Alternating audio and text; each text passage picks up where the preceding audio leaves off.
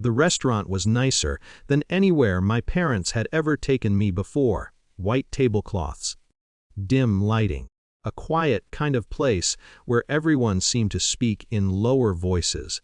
When my mother suggested dinner there for my 25th birthday, I assumed something had changed. Maybe they were trying to be closer now that I was older.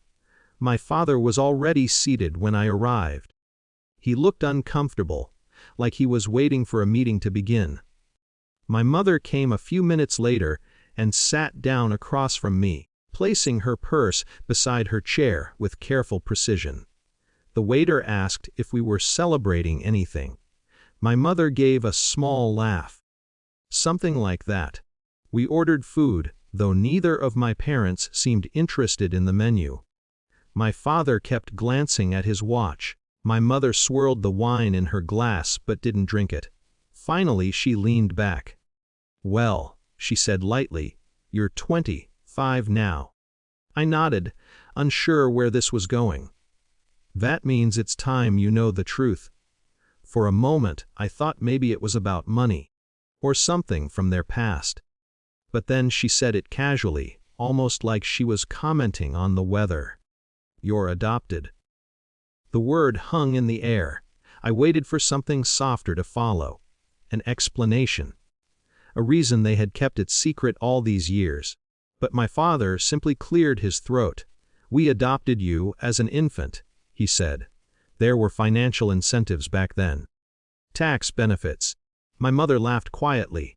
"We figured we might as well help a kid and help ourselves," she said.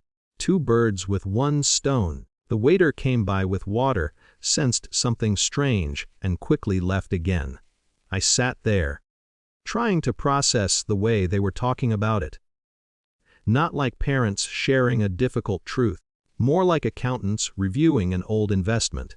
My father folded his hands.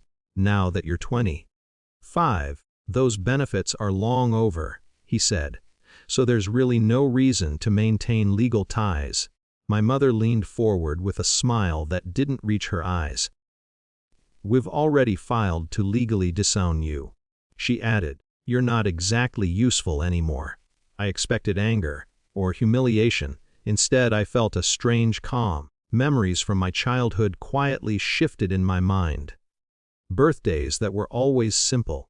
Achievements that received polite acknowledgement but never pride.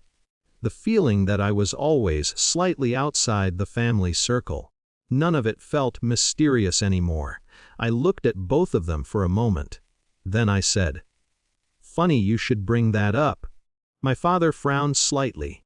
"Because I found my biological family." My mother scoffed.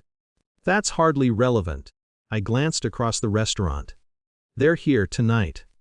Both of my parents turned instinctively. At another table, a small group had been sitting quietly for most of the evening. A woman in her 50s. A man beside her. Two younger adults who looked nervous but curious. The woman stood first. She approached our table slowly, studying my face with careful attention. When she spoke, her voice was calm. "I hope we're not interrupting," she said. My parents stared at her in silence. She introduced herself, then the others behind her. No accusations. No anger. Just names and simple acknowledgement. "We've been getting to know each other for a few months," she explained gently. Very slowly. My mother's expression tightened. "This is absurd," she muttered. Another man stepped forward then. He had been sitting with them but hadn't spoken yet. He wore a suit and carried a thin folder. "I apologize for intruding," he said politely, placing the folder on the table. "But there may be legal questions about the original adoption records." My father went completely still. The man didn't raise his voice or make any dramatic claims. He simply mentioned that some documents from 25 years ago didn't align the way they should. Enough that attorneys had started reviewing them. The room itself hadn't changed. Other diners continued eating, laughing softly, living their normal evenings. But something had shifted at our table. My parents had planned a clean ending. Instead, the story had moved beyond them. I stood up. My mother looked like she wanted to argue, but no words came.